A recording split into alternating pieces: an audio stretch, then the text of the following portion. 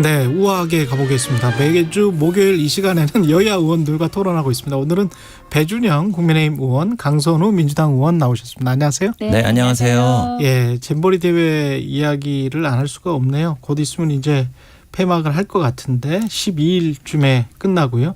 안철수 국민의힘 의원이 미국 가기 전에 저희 프로 전화 연결했었는데 가장 책임 있는 장관 따져서 해임이 필요하다. 이렇게 주장해서 보도도 많이 나오고 그런 것 같습니다. 두 분 의견은 어떤지 궁금하네요. 배준영 의원님.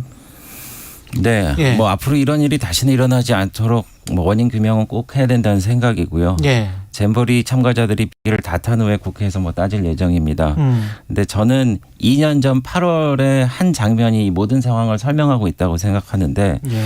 민주당 의원인 김윤덕 공동조직위원장이 그 환경단체에서 물어봤거든요. 왜 유일하게 남아있는 갯벌을 잼버리 부지로 선정하냐고 질문하니까 2년 전에? 네. 예. 새만금 매립 사업을 위해 떡봉김에 제사 지내는 것이라고 했습니다. 그 당시 새만금 청장도 같은 취지로 답변을 했는데 실제로 그 이후에 잼버리를 명분으로 해서 고속도로 사업이라든지 새만금 공항 예타 면제 등 밀어붙였죠. 매립이 또 원활치 않으니까 농지로까지 바꿔서 농어촌 기금 2천억 원을 넘게 끌었었습니다. 근데 저도 뭐 이제 잼버리를 해봤는데 예전에 인천 송도에서 했는데 폭우가 와갖고 모두 둥둥 떴어요. 8월 네. 폭염 속에서. 그래서 예. 참 안 좋거든요, 매립지가. 더군다나 2015년에 일본의 야마구치 이시에서 굉장히 했었죠. 비슷한 어떤 어려움을 겪었기 때문에 그래서 저는 이 전라북도가 155개국 4만 3천 명을 대상을 말씀드린 대로 떡이라는 도구로 삼아서 한 데 대해서 사실 민주당과 민주당 정부의 책임을 과연 피해갈 수 있을까 뭐 이런 생각이 들고요. 어제 한겨레 신문의 한 칼럼을 보니까 예. 잼버리 성공의 일말의 진심이 있었으면은 새만금이라도 이미 매립돼서 안정된 땅을 골랐을 것이다. 뭐 이런 얘기를 합니다. 그래서 사실 전라북도에서 82년도에서도 10,000명 넘게 아태잼버리가 있었거든요. 그때는 더 귀산자락에 됐습니다. 물론 현 정부 책임도 있지만은 근원적으로 잘못된 의도와 구조에서 잉태되지 않았나 이런 생각을 좀 해보게 됩니다. 강선우 의원님. 예. 역시나 국민의힘에서는 우리 네, 지금 전정부 모두가 씨. 찾고 있는 전정부 씨를 찾으셨는데요. 저는 네. 윤석열 대통령에게 가장 큰 책임이 있다고 봐요. 그 지난해 5월이었죠. 바이든 대통령이 방한해서 그 윤 대통령에게 선물했던 편말 있잖아요. The buck stops here. 그 뜻은 모든 책임은 나한테 있다는 거 아니에요? 남 탓하지 않는다. 그 문구 좀 다시 보셨으면 좋겠어요. 그렇게 선물 받았다고 자랑하셔놓고 거기 올려만 놓고 계신 것 같거든요. 계속해서 지금 전 정부 탓하시는데 만약에 잼버리가 성공했다면 그 성공이 문재인 정부 탓이라고 했을까요? 지금 집권하신 지 16개월이 지난 다음에 치러지는 잼버리예요. 그러니까 시중에는 지금 어떤 말도 있냐면은 올해가 문재인 정부 집권 7년 차냐 뭐 그런 조롱이랑 자조도 지금 있는 거 아니겠어요?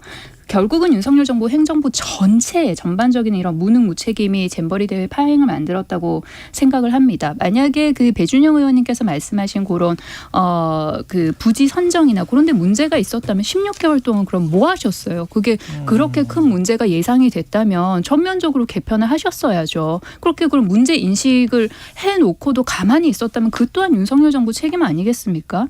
그럼 준비부터 부실하게 했고 관리도 부실하게 했고 운영도 부실하게 했고 위기 대응 역시 지금 제대로 못하고 있는데 그러면 그에 따른 책임지는 거는 현 정부가 지는 게 당연하죠. 윤석열 대통령 국민께 사과해야 되고요. 그토록 그 애지중재 아끼시고 자랑하셨던 The buck stops here 그 뜻 한 번 더 생각하시기 바랍니다. 그 현 정부의 책임이 없다고 얘기하지 않았습니다. 현 정부도 분명히 책임이 있고요. 잘 마무리를 해야 됩니다. 근데 네. 저희가 이제 이 야영장을 다 떠난 다음에 이제 K잼버리가 되지 않습니까? 그래서 155개국에서 온 4만 3천 명을 정말 그 잘 환대를 하고 잘 마무리해서 기분 좋게 보내야 되는데 이거는 국익과도 관련된 겁니다. 왜냐면은 2030 엑스포가 이제 곧 결정이 됩니다. 그분들 그 아이들이 다 가서 155개국에 가서 그 엑스포에 대한 결정권이 있는 그 여론이 조성될 텐데 지금 민주당에서는 잘 안 되라고 이제 굿이라도 하고 싶으신 모양인데 그러지 말고 끝까지 이 4만 3천 명을 잘 케어하고 무사하고 안전하고 기분 좋게 해서 보내서 우리나라의 국익을 위해서 좀 힘을 모아보자, 그런 호소의 말씀을 좀 드리겠습니다. 그리고 여가부에서 그 컨트롤 타워를 맡게 된 게 2018년도에 특별법을 정하면서 그렇게 된 거거든요. 그렇습니까? 근데 네. 사실 여가부가 그런 국제 행사 경험도 없고 그리고 지금 사무총장도 양성평등 전문가예요. 예. 그래서 그런 그 초기적인 어떤 실책이 있었지만은 결과적으로 모든 책임은 정부가 지는 겁니다. 그래서 무사히 마지막까지 좀 잘 끝낼 수 있도록 온 국민이 좀 힘을 모았으면 좋겠습니다. 근데 저는 진짜 궁금한 게 한 가지 있어서 그 예멘 대원들은 네. 온 거예요, 안 온 거예요? 안 왔죠, 지금. 안 온 것 같습니다. 근데 이걸 일주일 가까이 되도록 네. 모르고 있었다는 게 이게 말이 되나요? 파악 못하고 그 예멘 대원들 지금 받으라고 했다는 거 아니에요? 그러면서 이제 부페 음식까지 준비를 했다는데 그거는 도대체 조직위가 어떻게 돌아가는지 제 이해를 못 하겠더라고요. 그거는 네. 일반 회사에서도 안 그러는데 잘. 네. 잘못한 거죠. 그거는 누가 뭘 어떻게 일을 했길래 이게 좀 어처구니가 없기는 네. 합니다. 예, 그런 거 같은 경우는 좀 이상한 것 같아요. 예, 네. 잘 하여간 큰 사고 없이 끝났으면 좋겠습니다. 잼버리 같은 경우에 특히 또 이제 오늘 태풍도 불고 그러는데 내일이죠. 내일 무슨 우리 K-팝 네. 스타들 다 모여서 뭐 하는데 거기에서 혹시 시설물 안전이나 뭐 이런 네. 것들 좀 신경을 많이 써야 될 것 같습니다. 그렇습니다. 네. 예, 마지막으로나 또 그리고 후쿠시마 오염수 관련해서는 이번 달 말에 지금 방류가 된다고 하는데 이걸 지금 한미일 정상회담에서 혹시 언급을 해가지고 후쿠시마 오염수 방류를 좀 정당화시키려고 일본 정부에서 그걸 한미일 정상회담을 좀 끌어들이려고 하는 듯하다 이런 보도가 나왔는데 그거는 어떻게 보세요? 네, 그거는 사실무근이라고 사실무근입니까? 예, 정부에서 이제 밝혔음을 우선 말씀을 드리고요. 예. 우리 정부는 후쿠시마 오염수 방류에 찬성한다고 손을 든 적이 없습니다. 예. 그리고 방류를 하라고 허락한 적도 더더군다나 없고요. 예. 앞으로도 그럴 겁니다. 저희는 국제기구인 IAEA가 방류수에 큰 문제가 없다는 과학적인 검증 결과를 존중하는 입장이고요. 이거는 역대 정부와 일맥상통합니다. 문재인 정부 때도 강경화 장관이 일본의 주권적인 영토 내에서 이루어진 사안이라고 그랬고 정의용 안보실장이 3가지 조건을 내세웠는데 그러면은 그게 되면은 굳이 반대할 필요가 없다고 답변을 했고 2020년 10월 15일 날 문재인 정부 합동 TF에서 해양 확산 역시 유의미한 영향은 없을 것으로 예상한다 이렇게 얘기를 했고 지금 정부도 대통령께서도 지난번에 여러 가지 우려 사항에 대해서 직접 3가지를 일본 정부에 직접 요청을 했고 지금 실무회의도 7일 날 이루어지고 있고 계속 저희가 유지하고 있습니다. 그러니까 괴담을 유포하는 세력에서는 만약 이 방류수가 이제 풀리게 되면은 예. 그 방류수에 죽을 무너뜨려 갖고 계속 흐르는 것처럼 생각하는데 아닙니다. 이번에 조치로 해서 수도꼭지를 열고 그래서 24시간 상주하는 IAEA 직원이 보거나 우리가 검증을 해갖고 문제가 있으면 수도꼭지를 잠그는 거거든요. 예. 예, 그래서 문제가 있으면 수도꼭지 잠근다. 네. 그래서 그거는 즉시 이루어질 수 있는 상황이기 때문에 그래서 한 30여 년 지금 방류를 하는 거죠. 네. 예. 그래서 지난 11년 전에 방류를 그때는 정말 원액이라고 할 만큼 심각한 말하자면 방류수가 나왔었는데 예. 지난 11년 동안 유의미한 결과가 있었다는 보고가 없습니다. 그렇기 때문에 그런저런 거는 사실 환경에 미치는 유의미한 결과가 없었지 않느냐. 네, 그때는 거의 원액에 가까운 게 사고 때 누출이 됐었는데 네. 그런 말씀이시고. 네, 그렇기 예. 때문에 이것도 마찬가지로 이거는 실시간으로 확인하고 검증하고 문제가 있으면 수도꼭지를 잠그면 됩니다. 예. 그리고 우리나라 관련된 사람도 거기 가서 검증을 하고 또 같이 그 수도꼭지를 잠그는 역할을 할 수 있도록 우리 정부에서 노력하고 또 우리가 수산물은 우리가 그럼에도 불구하고 국민들이 불안하게 생각하시니까 저희가 수입은 하지 않겠다고 밝힌 바가 있습니다. 예. 그러니까 그거를 마치 우리가 한미일 공동을 해서 다 같이 박수치고 찬성해서 내보낸다. 예. 그건 아닙니다. 그 수도꼭지를 뭔가 뭐 문제가 생기면 수도꼭지를 잠그면 된다고 말씀하셨는데 네. 그 방류를 하지 않으면 문제가 생겼을 때 수도꼭지를 잠그고 말고 할 일 자체가 없어요. 그러니까 지금 하시는 모든 말씀이 그냥 정부가 방류에 찬성을 한다는 전제하에 하시는 말씀이신 거예요. 예. 그리고 IAEA가 안전검증했다고 말씀하시는데 국민들께서 많이들 알고 계시지 않습니까? 그 시료 채취한 걸 어떻게 했는지 그리고 IAEA가 검증한 자료를 정보를 어디에서 받아온 것인지 다들 알고 계세요. 일본 측에서 받은 거죠. 그리고 IAEA가 안전검증할 때 알프스가 고장났거나 알프스의 기능 자체에 대해서는 또 검증을 안 했었거든요. 그러면 알프스 기능 자체가 고장났는데 수도꼭지 이거 안 잠겨지면 그때 가서 어떡할 겁니까? 윤석열 정부가 지금 그 쭉 하는 방향을 보면은 우려나 유감 표명 그런 거 하고 있지 않아요. 그리고 오염수 방류 시기는 뭐라고 했냐면은 일본이 결정할 사안이라고 사실상 지금 방관하고 있는 거예요. 방관할 뿐만 아니라 이렇게 방관하는 그런 태도를 보임으로써 오염수를 방류할 수 있도록 들러리를 자처하고 있는 거거든요. 이번에 18일에 열릴 그 한미일 정상회의에서 전 세계가 지켜보는 가운데 그러면은 윤석열 대통령이 오염수 방류 관련해 가지고 일본의 설명에 듣고 뭐 침묵을 한다든지 아니면 동의를 한다든지 만약에 그런 상황이 발생을 한다면 오염수 방류로 인해 가지고 이런 환경이나 건강 피해에 대해서 책임의 일부까지 한국이 나눠지게 될 수도 있는 상황인 거예요. 그러니까 윤석열 대통령이 이번 정상회의에서 뭐 묵인 또는 뭐 사실상 지지하는 형태로 간다면은 이후에 이번 달 방류가 이렇게 이루어지는 거는 그냥 시간 문제인 것이죠. 그리고 국민의 어떤 걱정, 그다음에 우려, 합리적인 의심을 지금 괴담 그렇게 취급하시면 안 됩니다. 정부 여당에서. 근데 만약에 이제 바이든 대통령이 제가 이제 우려하는 거는 네. 뭐 이런 거예요. 바이든 대통령이 이제 일본 뭐 한국도 꼭 필요하지만 동맹으로서 일본도 꼭 필요하잖아요. 미국은. 네. 근데 일본 입장을 좀 봐주는 듯하면서 바이든 대통령이 만약에 긍정적으로 이야기를 하면 우리 정부의 입장은 굉장히 좀 난처해지지 않습니까? 바이든 대통령이 그러지 못할 거라고 생각합니다. 그래요? 왜냐하면 네. 그 바이든 대통령이 대표하고 있는 미국도 해안을 끼고 있습니다. 예, 그렇죠. 그렇기 때문에 예. 환경가뿐만 아니라 모든 해변에 있는 사람들이 그래도 일만의 불안감이 있을 텐데 예. 어느 나라 대통령이 일본이 문제없다 그러니까 마음껏 콸콸 내보내서 이런 얘기 할 수 없습니다. 그래서 바이든 대통령이 우리 대통령한테 그렇게 얘기할 수 없다고 보고 있고요. 예. 그리고 또 하나는 윤 대통령이 아까 말씀드렸지만은 기시다 총리한테 7월 12일 날 세 가지 분명히 얘기했어요. 방류 과정 모니터링 정보를 우리 측과 공유하고 그리고 우리 측 전문가 참여시키고 뭐 방사능 기준 초과 같은 때는 방류를 즉각 중단하고 우리한테 할 거다 이렇게 했기 때문에 우리 정부의 입장은 아까 말씀드렸다시피 지난 정부와 같이 일관되고 동일합니다. 네. 예. 그 지난 정부와 또 계속 윤석열 정부가 그 입장이 갑자기 또 동일하다고 그러시는데 그 지난 정부 때 이제 문재인 대통령은 후쿠시마 좀 그만 괴롭히라는 말까지 일본에서 들었었어요. 윤석열 대통령 그런 말 들었습니까?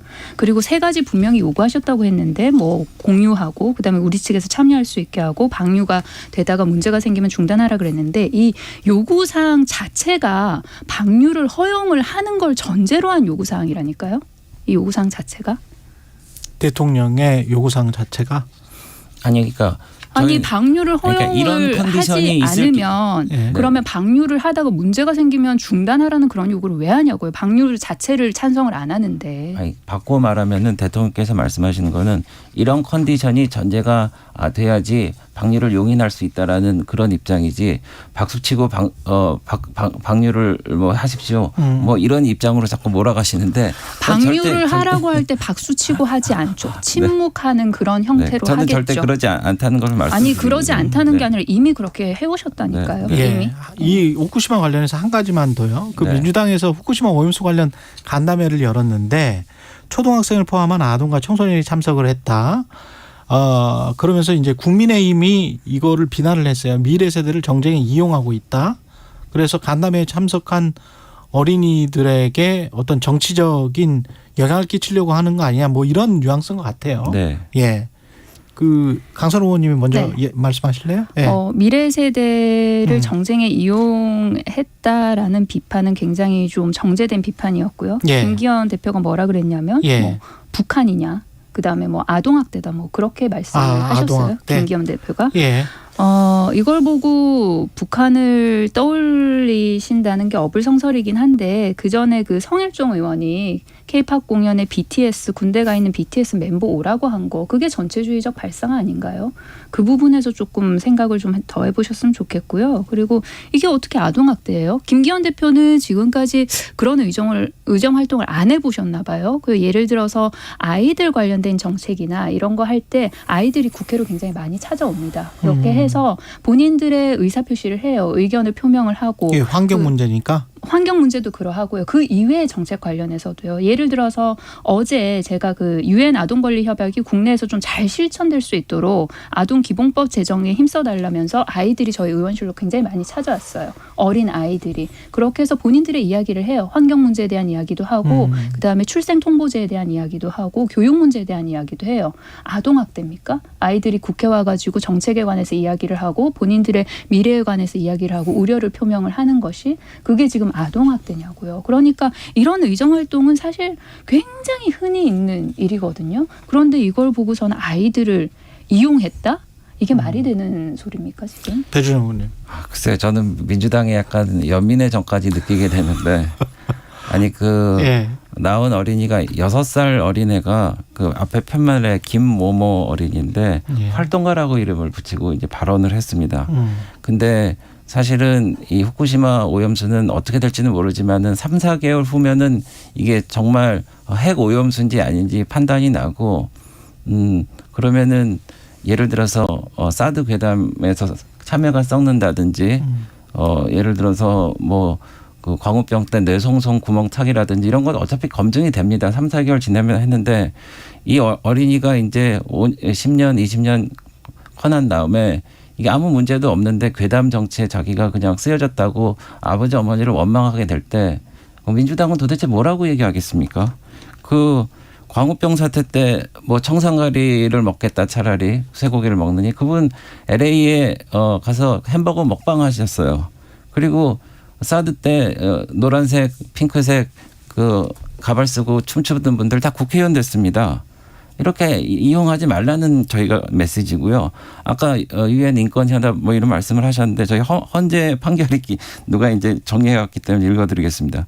19세 미만으로서 아직 고등학교를 졸업하지 못한 학생들은 정치적 의사표현이 민주시민으로서의 독자적인 판단에 의한 것인지 의문이 있을 수 있고 그러한 의존성으로 말미암아 정치적 판단이나 의사표현이 왜곡될 우려가 있다라고 했습니다. 그러지 말라는 거거든요. 학생인권 조례도 양심과 표현의 자유를 아이들한테 인정하라고 그랬는데 왜 민주당에서 이렇게 등 떠밀고 해갖고 괴담 정치를 해서 10수년 후에 결국은 아빠 엄마 민주당을 후에 그렇게 미워하게 만드느냐 그런 거에 대해서 연민을 느낀다는 걸 말씀드립니다. 아니 그 아이들의 어떤 의사표현이 그렇게 제대로 잘 비춰질 수 있지도 않고 그리고 의문이 있다라고 헌재 결정에서 우려를 표한 거를 갖다가 지금 현재 국민의힘에서는 뭐를 비판을 하고 있냐면은 민주당에서 아이들의 의견을 들은 거를 지금 아이들을 정치에 이용했다 선동했다 그다음에 아동학대다 북한식이다 지금 이렇게 비판하고 계신 거 아니에요? 이 이야기를 이렇게 비판을 하다가 비판의 초점이 좀 아닌 것 같은데 하고서 튼 게 뭐냐면은 갑자기 거기서 사드 가발 얘기가 왜 나옵니까? 아이들 얘기하고 있다가.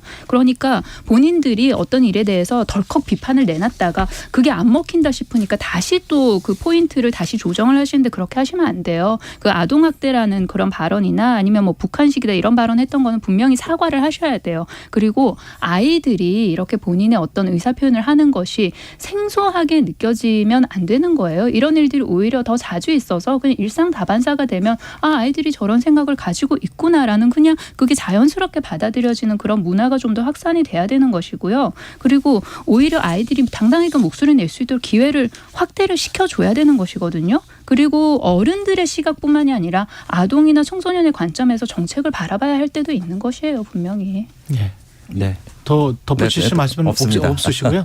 네. 이화영 전 경기평화부지사 재판 관련해서는 한동훈 법무부 장관이 지금 상황을 이렇게 묘사를 했는데 보스에게 불리한 법정 진술을 입막으려는 것은 마피아 영화에서 나오는 극단적인 증거인멸 시도이고 사법방해다. 여기에서 이제 보수가 이재명 대표를 의미하겠죠? 네, 뭐 한동훈 법무부 장관 이런 비슷한 발언들 많이 하셔가지고요. 많이 하시죠. 예, 네. 계속 지금 하고 계신데 네.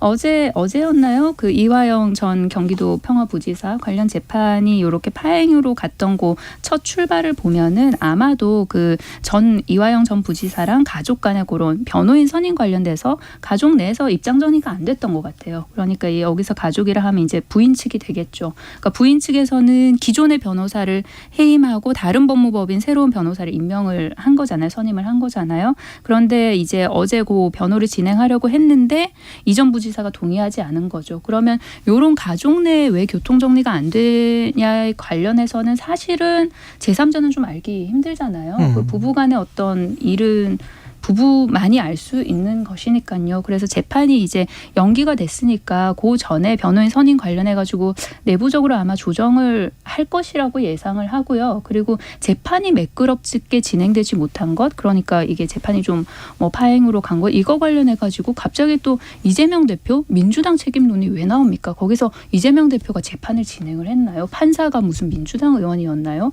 저는 이 파행이 된 원인이랑 이런 걸 좀 객관적으로 보시고 이런 비판을 갖다 붙일 때와 갖다 붙이지 않아야 할 때 구분이 좀 됐으면 좋겠습니다. 배우님. 네, 제가 법정 드라마를 즐겨보는데요. 예. 근데 이 법정 드라마 작가님들이 어제 오늘 좀 충격에 빠지실 것 같아요. 세상에 도대체 법정에서 이런 일이 일어날 수가 없는 게 상식 같은 겁니다. 그러니까 변호사란 분은 평생 법정이 직업이기, 법정에서 직장을 하기 때문에 재판부에 소리 지르고 나간다? 있을 수 없는 일이에요. 그리고 어떻게 현장에서 그 당사자가 변호인을 즉각 그냥 해고해버리고 맙니까? 그래서 변호사를 애드보킷이라고도 하는데 옹호한다 뭐 이런 뜻 그렇죠, 아닙니까? 그렇죠. 네. 네, 근데 그 애드보킷이 이화영의 애드보킷이 아니라 이재명의 애드보킷이라는 그 상당 부분 이렇게 이 정황이 드러나고 있습니다. 그리고 또 하나는 이화영 씨가 특별면회를 7번 했는데 예. 그 장소를 변경해서 하는 걸 특별면회라고 하는데 예. 전부 다 민주당 의원들이 7분이셨어요. 예. 그랬는데 그 쌍방울 사건 관련해서 이제 이화영 그 전 부지사가 진술을 바꾸니까 이분들이 그 위원회에 안 왔습니다. 그런 다음에 이제 변호사가 이제 갑자기 막 해임됐다가 선임됐다가 나갔다가 뭐 이런 건데 결국 지금 핵심은 이재명 당시 경기지사에게 보고를 했느냐 안 했느냐. 그렇죠. 네. 300만 불, 500만 불을 보낼 때 네네. 그게 대가성 그 삼자나 또는 뇌물까지 될 수가 있기 때문에 그렇습니다. 그게 핵심이잖아요. 네. 네. 그래서 근데 그 진술이 지금 명확치가 않는 것이고. 그렇죠. 예. 그러니까 이화영 씨는 이재명 씨한테 보고를 했고 알 것이다라고 이제 말하는데 주변 인물들이 변호사라든지 뭐 부인이라든지 이런 분들이 계속 본인이 아닌데 계속 또 이걸 결과를 뒤집고 그러니까 참 이상하다. 이런 일이 있을 수 있느냐 하는데 근데 저희가 또 이런 추정을 하는 근거는 두 가지가 있습니다. 예를 들어서 정성호 의원님이라고 이재명 의원의 최 가까운 의원이신데 김용이라든지 정진상이라든지 이런 분들을 면회를 하시면서 좀 회유했다라는 이런 정황도 이제 나오고 있는 상황이고요. 그리고 또 이재명 대표가 예전에 그 대통령 선거에 나올 수 있었던 그 밑바탕이 됐다는 게 그 권순일 대법관이 그 본인이 캐스팅 보트를 해갖고 결국 뒤집었기 때문에 대통령 선거에 나올 수 있었는데 그 과정에서 김만배 씨가 8번이나 대법관실을 들락날락했단 말이죠.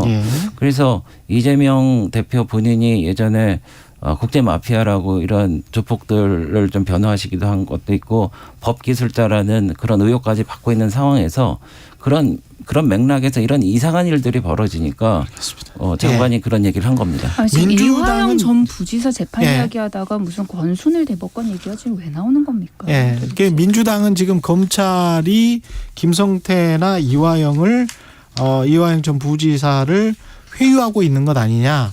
이재명에게 불리한 진술을 하도록 그러면서 형량을 좀 낮출 수 있는 그런 범죄 혐의를 적용하도록 할 테니 뭐 이재명과 관련한 뭐 진실을 이야기를 해라. 근데 그 진실이 이재명 당대표에게 아주 불리한 것, 이런 쪽으로 지금 이른바 이제 플리바깅 같은 걸 하고 있는 것 아니냐, 뭐 이렇게 지금 생각하는 거예요? 수사가 좀 공정하게 잘 이루어지고 있냐라는 것에 대한 이제 의문 제기를 하는 것이죠. 그리고 예. 그때 당시에 이제 그런 뭐 입장문 같은 게 나가게 된 계기는 예. 그 이화영 전 부지사의 그 부인이 썼던 그런 뭐 탄원서 예. 이제 그런 거를 해가지고 수사 상황을 굉장히 좀 자세하게 부인은 적었던 그런 것 주장을 같아요. 지금 예. 하고 있는 거고. 그래서 그런 걸 기반으로 예. 수사가 좀 공정하게 이루어져야 되는 것 아니냐, 이제 그런 입장을 냈던 적이 있습니다, 민주당은. 예. 네.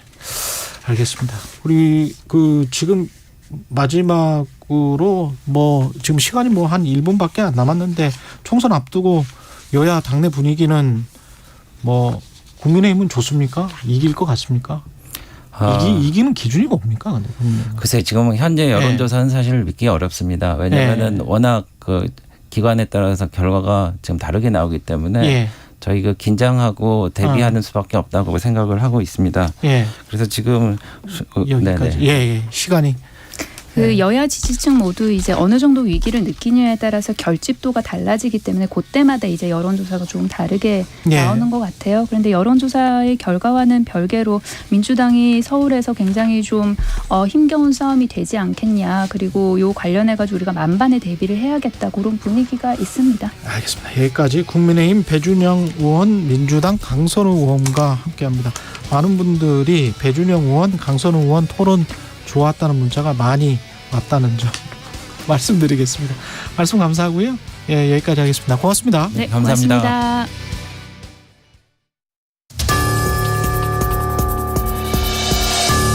기후변화로 태풍의 위력이 점차 강해지고 있습니다.